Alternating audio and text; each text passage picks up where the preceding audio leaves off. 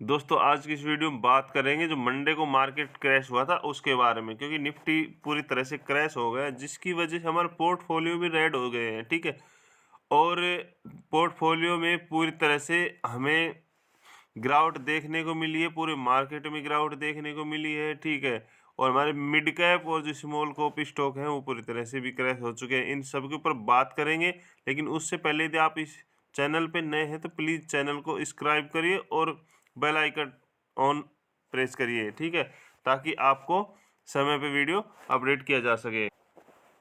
Market में जो गिरावट था उसके ग्लोबल रीजन भी थे और साथ में मार्केट पे बड़ा भी था, मार्केट पे दबाव भी था। सॉरी, तो मार्केट पे दबाव था और साथ में जो हमारा जो मार्केट है निफ्टी वो भी ऑल टाइम हाई पे खड़ा था। तो गिरावट होनी लाजमी थी, बट यहाँ पे जो ग्लोबल मार्केट देखते हैं तो वहाँ भी गिरावट है, लेकिन देखते हैं तो पूरी तरह गिरावट नहीं है। लेकिन फिर भी क्योंकि मार्केट पे दबाव होने की वजह से जो एफआई है वो भी लगातार बिकवाली कर रहे हैं। ठीक है, तो उस बिकवाली के दबाव में, मार्केट के दबाव में और जो ग्लोबल रीजन थे उसके दबाव में मार्केट क्रैश हुआ। अब आगे हमें इन स्टॉकों में जो हमारे पास है उन पर क्या करना चाहिए, क्योंकि उसकी वजह से पोर्टफोलियो पूरी तरह रेड है। क्योंकि चाहे इंडियन रेलवे फाइनेंस की बात करें, इसमें भी लगभग 6.5% के लगभग गिरावट देखने। रेल विकास निगम आरवीएनएल, इसमें भी लगभग 6% की लगभग गिरावट देख। और आरकॉन में भी लगभग 7.34% की गिरावट देखने को मिली। तो इन स्टॉकों में जो गिरावट है ये कोई एक किसी अपडेट के ऊपर नहीं है सर। ठीक है, ये नहीं कि इन स्टॉक में गिरावट होगी और इस लेवल से हम स्टॉक से एग्जिट हो जाए। पहली बात तो यह है कि क्या इस गिरावट में हम स्टॉक को सेल कर दें। देखो सर, सेल करने का मेरा व्यू नहीं है। ठीक है, और मैं इस पे यही कहूँगा कि इस लेवल पे आप सेल मत करना, क्योंकि देखो ये गिरावट है ना स्टॉक में, मार्केट में जो गिरावट हुई है वो पूरे मार्केट के दबाव के कारण हुई है, न कि एक स्टॉक पे कि भाई कोई नेगेटिव पॉइंट है या कोई नेगेटिव रिपोर्ट है, नेगेटिव न्यूज़ है उसके ऊपर। क्योंकि वहाँ पे तो ये है कि हाँ स्टॉक में गिरावट हुई है, कोई ना कोई नेगेटिव न्यूज़ है तो पता नहीं स्टॉक रिकवर, लेकिन ये पूरे मार्केट की गिरावट है। तो स्टॉक में यदि कोई सभी स्टॉक जो मिड कैप है, स्मॉल कैप गिरावट हुई है तो जल्दी ही रिकवर कर लेंगे सर। ठीक है, ये जल्दी ही रिकवर कर लेंगे। बट जिनके पास ये स्टॉक हैं वो होल्ड रखें।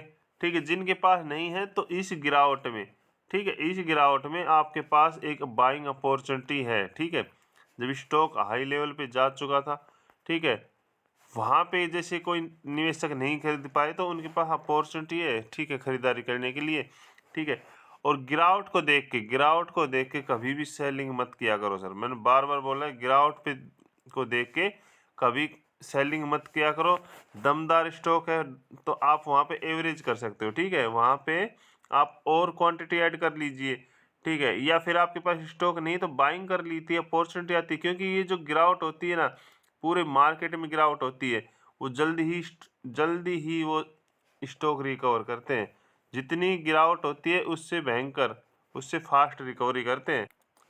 आरवीएनएल की बात करो, आरवीएनएल कहीं 200 का हिट लगा दिया था। ठीक है, वहाँ पे निवेशक बाई नहीं कर पाए होंगे, काफ़ी निवेशक रह गए होंगे। ठीक है, बट उनके लिए अपॉर्चुनिटी है अब इस लेवल पे खरीदारी की अपॉर्चुनिटी, क्योंकि स्टॉक जाएगा, आज नहीं तो कल जाएगा। रिकवरी जितनी गिरावट हुई उससे तेज़ी से रिकवरी भी करेगा। ठीक है, क्योंकि अब जो गिरावट हुई है कुछ मार्केट दबाव एफआई, ठीक है, ग्लोबल रीजिंग, बट अब जैसे ही, क्योंकि ऐसी बात तो नहीं है स्टॉक में गिरावट होगी। ठीक है, क्योंकि अब इस गिरावट में काफ़ी निवेशक बैठे हैं, काफ़ी खरीदार बैठे हैं। जल्दी स्टॉक है ना आप लोगों को रिकवर होता हुआ दिखाई देगा। जो टेलीग्राम स्टॉक हमारे वो भी रेड हो गए हैं। ठीक है, अच्छे प्रॉफिट में थे, अचानक से एक दिन में ही उनमें गिरावट देखने को मिली, पूरी तरह रेड हो गए। बट जो भी टेलीग्राम मेंबर है उनको मैं बताना चाहूँगा कि अभी इन स्टॉकों को होल्ड रखें। ठीक है, पैनिक ना हो। ठीक है, जितनी गिरावट हुई इतनी जल्दी स्टॉक हमारे ग्रीन होंगे, अप होंगे। ठीक है, बट अभी पैनिक नहीं होना और स्टॉकों को होल्ड रखना है। ठीक है, तो जो नए निवेशक है टेलीग्राम ज्वाइन करना चाहते हैं तो ज्वाइन कर सकते हैं। वीडियो वीडियो की डिस्क्रिप्शन में लिंक दिया गया है। और एक चीज़ और मैंने काफ़ी बार बोला है कि एक ही पैसा किसी एक स्टॉक में डालो। यदि आपके पास 1 लाख का कैपिटल है तो कम से कम 10 स्टॉक लेके चलो, ठीक है। और दूसरा, एक स्टॉक में सारा पैसा कभी मत निवेश करो, ठीक है। इसके अलावा किसी भी स्टॉक भागते हुए स्टॉक को ऊपरी लेवल पे खरीदारी मत करो, और स्टॉक जब गिरावट होती है तो वहाँ सेलिंग मत करो, ठीक है।